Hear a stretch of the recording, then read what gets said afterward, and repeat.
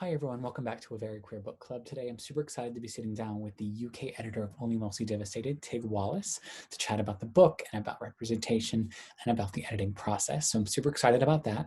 If you've still not purchased your copy of the book, you can do so by following the link in the description below to purchase it from Little Shop of Stories in Decatur, Georgia. So without any further ado, please enjoy this interview with Tig Wallace.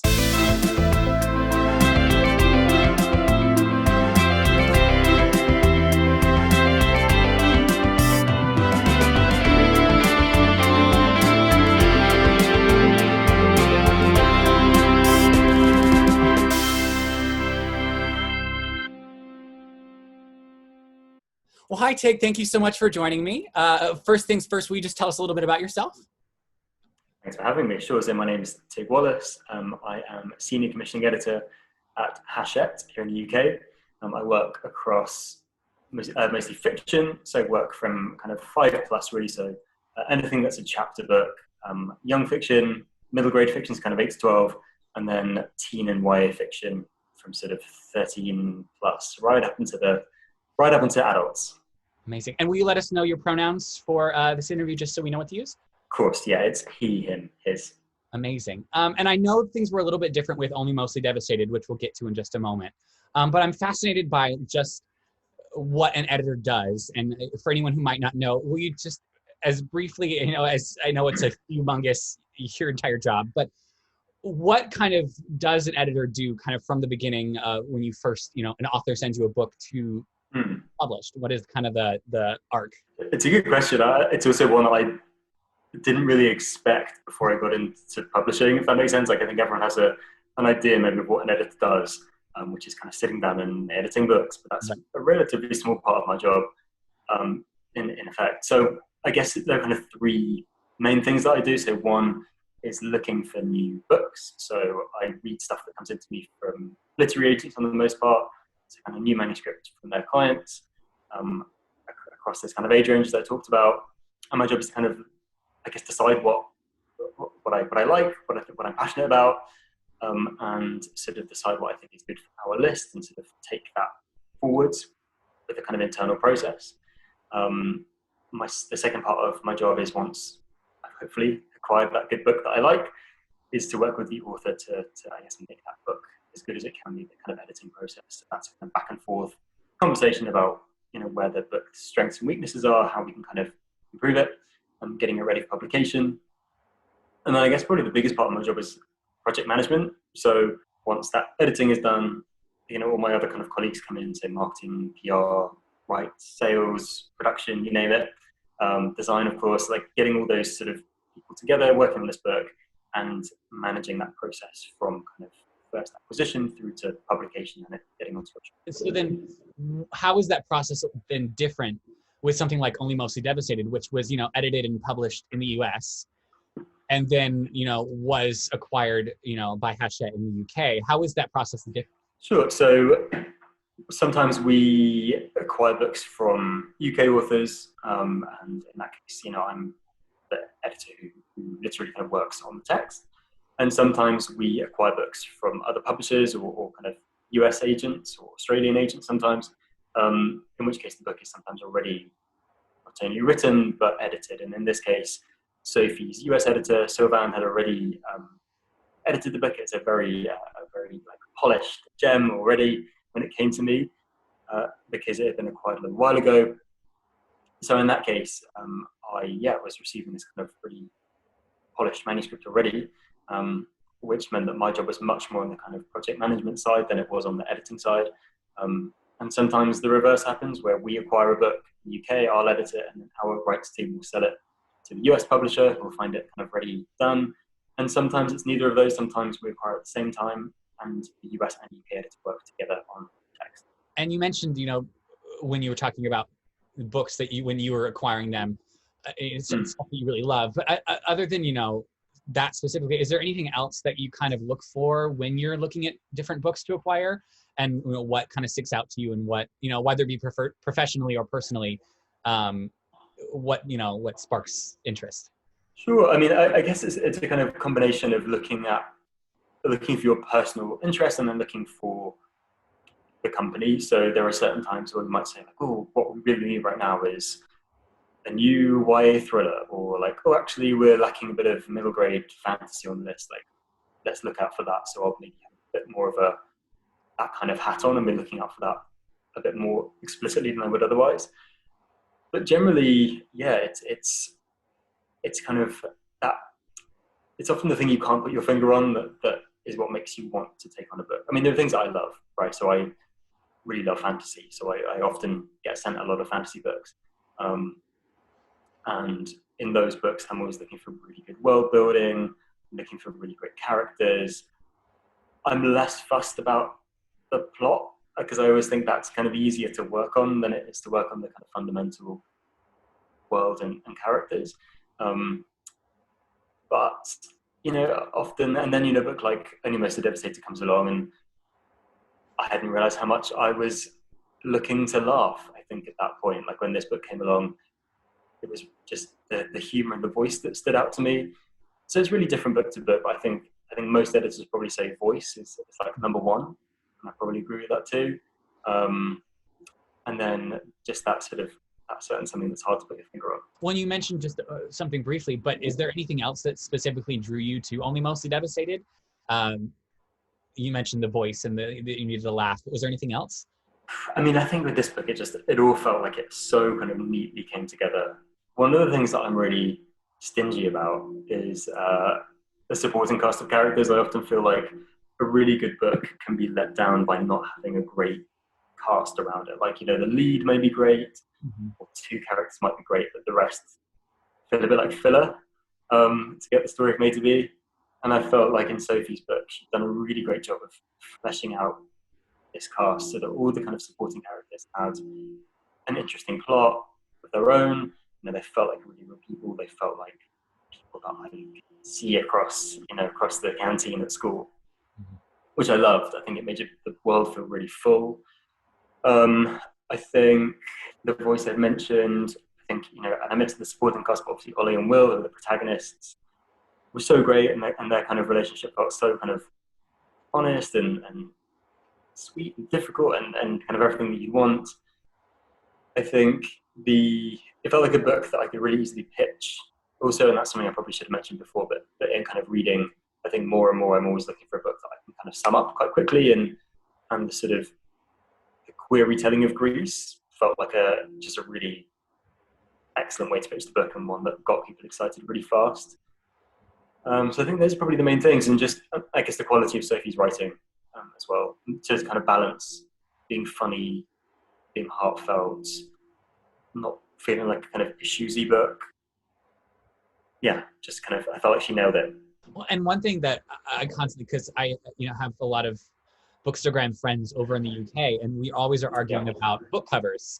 What I found really interesting about this is that usually, like, book covers are US versus the UK are very different. Like, it's usually completely. But what I found interesting about this one is that there's just really subtle differences. And I just wanted to know what, like, in general, book covers, what your thoughts are, what goes into the differences, and then also, like, what went into the really subtle differences in this one. Like, I feel like they're almost similar, but they're not. Yeah, I have this kind of endless debate with my American friends over, like, whose cover is better on so many books, and I don't think we'll ever agree. But yeah, it's a really interesting part of the process, and one of the first things that happens actually when we acquire a book is to start talking about the cover. So I kind of do a cover brief, a designer gets assigned, and then we start talking about what we want to do with the book. In the case of OMD, and often with an American buy-in, as we call it, there'll be a cover already, or the US publisher will kind of be working on a cover. What we often like to do, where possible, is to have a similar cover. That is kind of for the ease of the social media world. In a way, it's easier to talk about a book if it looks the same, and easier for the author. That is both the cover and also the title. You've probably seen as well, like, sometimes books have different titles in different markets, which can be quite tricky. Where we make changes, I mean, I think there are some, as you say, subtle differences in this one between the kind of UK and US market sensibilities. And sometimes it's down to personal preference, right? Like, the book in the US will have had a designer working on it with a particular vision, we've got a designer in the UK kind of also bringing their vision to the table. And in this case, I think one of the first things, and the major change probably, is the color. So I think the green of the US feels very in keeping with the US market. For us, it felt a little less appropriate for the UK market. And the book is so kind of vibrant, we felt like we really wanted to go with a kind of bigger, sort of splashier color for our paperback. And again, we only kind of get the one shot rather than having the hardback to paperback. So it felt like a kind of standout, like neon blue or green or pink might be quite fun. So we tried the blue and really liked it. We wanted to keep the title the same and the title branding the same. So that brings kind of sense of unity across. And I think to that point I mentioned around the supporting characters, we really wanted to sort of show them off a bit more. So we've got a bit more detail kind of on their faces and on their eyes.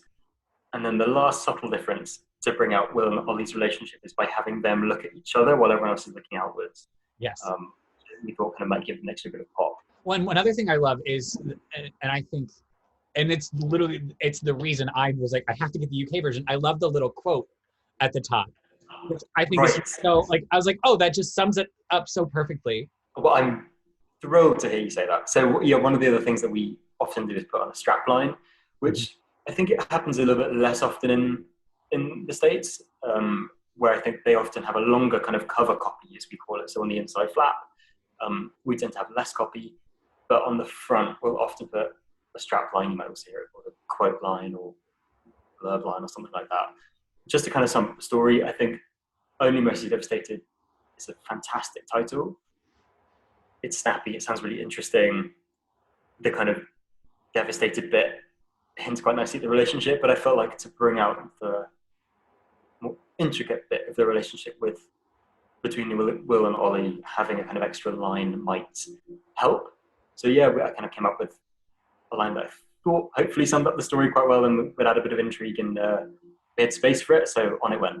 Well, and it definitely is a nice callback to the Grease element, which was my first draw to the book, because I have a theater background. I was like, gay Grease, I'm interested. Yeah, right. And what I guess we wanted was to both lean into the Grease angle for people who already knew and loved it, without excluding people who didn't already know it. So yeah, it's interesting to hear you say that, because a lot of people have come to it who've said like, oh, I basically came to it for the Grease element, and other people have gone like, oh, I didn't really get the Grease thing. And either way, it kind of doesn't matter. Well, the thing I love most is that at the it really follows Grease kind of at the beginning. There's definitely Grease kind of salt and peppered in throughout, but like the Grease plot is like the first like couple chapters, and then she kind of deviates into her own great plot with, obviously beautiful Easter eggs thrown in. So yeah, I mean, I think it's absolutely, that's the perfect way to put it, getting both audiences. I'm glad you thought so. How did you first hear about the book? I heard about it before it came out. So it was like maybe October, November of last year. And I think it was just on Twitter. I think someone just tweeted something about a queer retelling of Grease. And I was like, well, that is literally, if there's anything that's my brand and the market that is me, that is the queer retelling of Grease. And then I'm always like, because my mom is a children's librarian.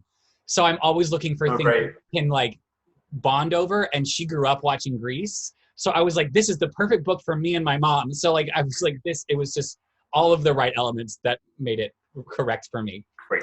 I'm glad to hear it. And I think with, this, but also in the past 5-6 years, at least, I've seen a huge spike in queer stories in general. I don't know if that's something that you're seeing or if maybe I'm just was oblivious to it, but I feel like I gave up reading for so many years because I stopped seeing myself in stories. And then I found Simon and was like, oh, there's more gay books. And now, like, obviously so is that a trend you're seeing growing, or is that something that's kind of always been there and we're just seeing it on the forefront now? Or I'm just curious about the trend in queer storytelling. Yeah, I think there have always been some great stories, but not many. So you're not alone, I think, in not having found them previously and then kind of finding Simon. One of the things that I'm really conscious of actually when we kind of talk about the book in kind of acquisitions as an editor, so that's kind of where I'm pitching it to I've read this great thing, I'm pitching it to everyone else, like, why would you buy this book? Is sort of comparing it to other books. And Simon obviously comes up a lot, and it made me realize that actually, it's a fantastic book, and I think everyone in publishing loves it so much, but at the same time, there's something telling about it being a comparison book for so many other books, because there isn't that kind of breadth and depth out there, really. So that's why it keeps coming up as a comparison. So I think we're getting a lot better at it now. It's something that we're all, I think, looking out for a lot more. And by it, I mean kind of true diversity in representation, both in kind of LGBTQ plus and a whole bunch of other areas, but like true representation of our readers is the mission, right? And I think for a long time, books haven't maybe done that brilliantly well. So we're trying in a number of different ways to sort of find more stories. So I'm really glad that you are finding that you're seeing more of them now, because I think, I certainly feel like I'm reading more of them coming into me from agents, and then my colleagues kind of feel the same. And I think it's only when we get that real kind of volume of titles that we're reading as editors that then come into the market that will kind of begin to feel that difference. And yeah, from the books that I've seen off the back of this one, really, and kind of recommendations and the sort of submissions that I'm seeing and the conversations I'm seeing on Twitter, it does feel like, finally we're starting to see a lot more books come out that have great representation. That makes me really happy, and I know same for my colleagues too.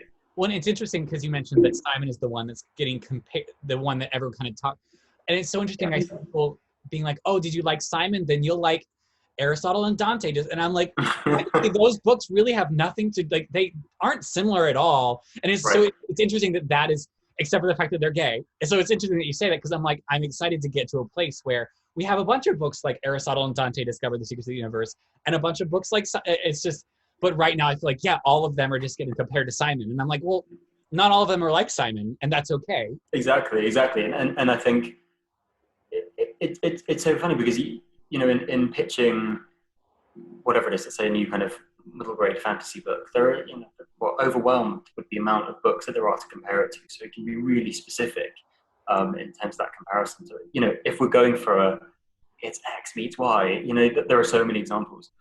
And to not have that at your fingertips for a book is tricky, and it makes you think, because how, for my colleagues in other teams to accurately tell them about a book, of course I'm pitching it, but it's really useful to sort of say like, oh, it's got elements of this and elements of this, and to not be able to do that, it's kind of staggering as an editor, thinking like, no, I must be able to think of something. But yeah, if the books aren't out there, then you can't really compare it. It's exactly, a similar conversation we're having with like a Black Lives Matter and looking at our publishing of Black voices and Black stories, and thinking, well, maybe all I've got to compare this new book to is this, and you think, God, that book came out like 30 years ago, and actually maybe other than the fact that it has, let's say, a Black author, it's maybe not that relevant to the story, and you think, yeah, exactly as you say, you want more, you just want to have a huge base of stories to work from, and that's when you'll get kind of true representation. And I want to know, kind of on that topic of different books, growing up, what were some of the things that you read that kind of made you fall in love with reading and made you want to kind of get into publishing? Ooh, that's a good question. So one, I mean, like a lot of kids, I read Philip Pullman. I love that kind of immersive world-building fantasy. I think one of my favorite books ever is a book called Sabriel by Garth Nix. Mm-hmm. Again, like really kind of immersive fantasy, like great world-building, amazing characters.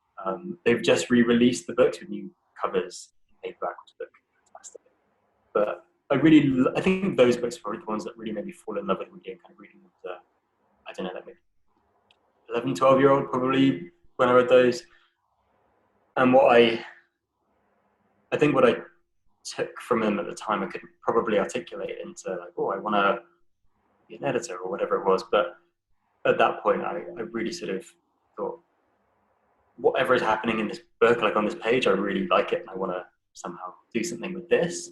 and that I think carried me right the way through school. I kind of honed in on English as my subject, which I went on to study at university, and kind of that love of literature was really fostered there, or continued to be fostered there. And I think in my latter days at university, I kind of went, I wonder what like career I could do that has something to do with books, and then realized that publishing existed.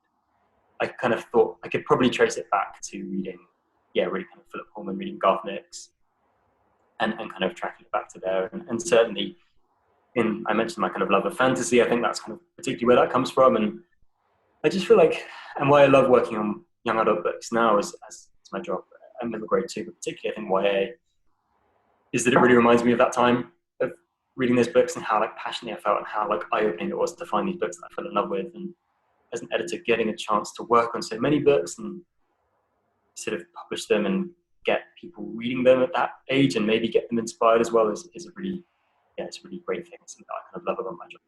And kind of then coming to your adulthood, is there anything, especially in quarantine, because I've had so much time to just kind of read and watch TV, and I mean, I'm sure not everyone's had that, but is there anything as an adult that you've kind of loved that is, whether it be in terms of the representation that maybe didn't exist when you were younger, or anything in your reading or your TV watching or your movies that you really loved as an adult? Ooh, let me think. So most of the reading that I'm doing is kind of work reading. Sadly, one of the things about being an editor is sort of slightly like slave to your inbox. So I haven't read outside of work for a little while, which is terrible, but I feel like I'm such a failure. My brain only doing work stuff. It doesn't have to be recent. It can be anything you've read in the past like couple of years. So I'm a really big Ishiguro fan. Mm-hmm. I remember like reading The Remains of the Day, and I read some of his books at university actually, and I heard that he's got a new book coming out, I think, this autumn, which I'm really excited for. So I have kind of been rereading bits of some of his other books, and rereading Never Let Me Go. And what I kind of love about that book, and kind of wish I'd found earlier, is this kind of great blend of, like, it's a really well written book. I mean, obviously he's kind of much lauded for his writing, but but it's got this great like kind of sci-fi twist. And I'd always kind of wondered about like sci-fi being commercial or not. As a big sci-fi fan, I kind of realized that what I thought of as sci-fi was quite limited, and that actually there are a lot of books that have that kind of twist in them that is sci-fi, but you wouldn't classify it as a sci-fi book. And I found as an editor, maybe slightly more so than a reader, that was quite eye-opening in terms of looking at the books that I have worked on and want to work on, that I feel a little bit more like I can open my mind up to working on that kind of book that has a sci-fi twist, and probably essentially bring sci-fi books to non-sci-fi fans in a really sneaky way. That's probably not the answer you're exactly looking for, but that's the only thing we're thinking about at the moment. So I would love to know because obviously there's this whole new crop of young people that are writing, especially there's a lot of people that have found a love of writing in quarantine. What would your advice be to any young authors that, when they're bringing their books to an editor, what are things that you look for, like within the first 10 pages or whatever? What are some things that you would specifically say to young authors? One of the things I get asked a lot by prospective authors is, what should I write? Like what's working really well at the moment, and what genres are you most interested in, all that kind of thing, which are really like fair questions and show a really good sense of like thinking about the market, which I appreciate. But what we always kind of say as editors back is that you kind of have to write what you love, because the market moves so fast that things change really quickly. One day vampires might be in, the next day it's like werewolves, whatever, it might maybe both, and then something else happens. Things change really fast, and you never know what anyone else is writing. You might have heard that people are looking for, I don't know, sci-fi novels about whatever, and then you try and write it, but also 5 other people are writing it and get there first. And it's a little bit cliche, but I think if you write what you love and what you really want to write, that can kind of supersede a trend. That will, I think, carry through, because you have to really love what you're writing to be able to sort of live with it for so long and go through draft after draft after draft. So that's probably the number one thing. I think also finding a really smart way of talking about your book is key. whether you're coming directly to an editor or whether you're getting an agent, I think you will impress people if you can summarize your book, that kind of classic elevator pitch thing. That in a world where there are so many books and only so much time, if you can kind of find a way of talking about your book that's really interesting, and we talked about how kind of Only Mostly Devastated does that so well in its pitch, that's a really great selling point.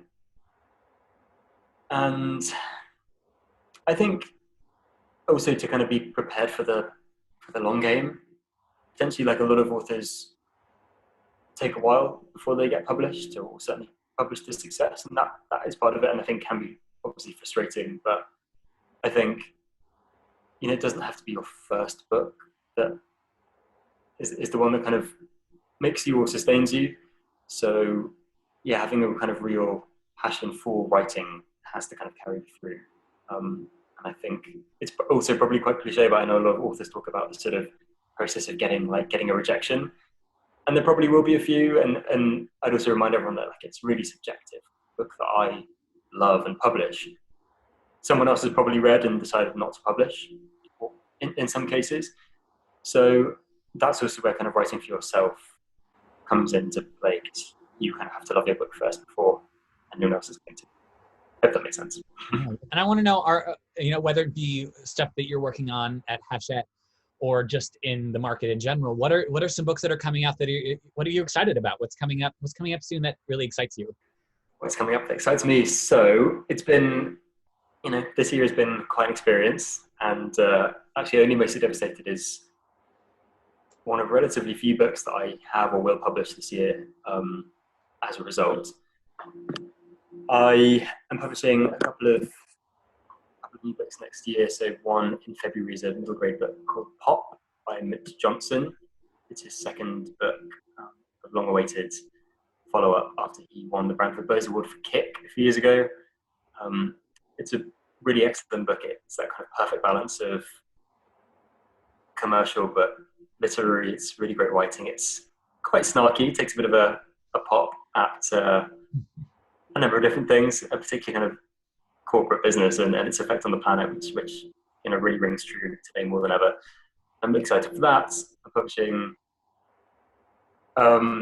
another book from Sophie that I can't talk about too much yet on our side, but I know you already know what it is, but obviously kind of having got this chance to work with Sophie once. Actually, I'm assuming I know what it is because I know what she's doing in the US. You do know what it is, yeah. We haven't kind of officially announced it here yet, but